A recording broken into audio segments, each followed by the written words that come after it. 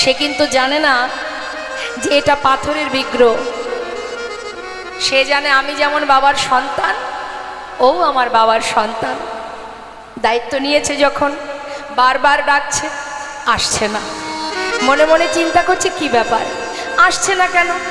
এত করে ডাকছি, বাবা ঘরে নেই বলে আসবে না? তা তো হবে না। শোনো গোপীনা, আমি অনেক কষ্ট করে রান্না করেছি, এসো না, একবার এসে খেয়ে নাও, শিগগিরই এসো। তাও আসছে না। চিন্তা করছে কি হলো, তবে কি আমার কোনো ভুল হয়ে গেল? চারিদিকে দেখছি, ঘুরে ঘুরে দেখতে দেখতে হঠাৎ চোখে পড়ে গেল কি দরজা খোলা আছে।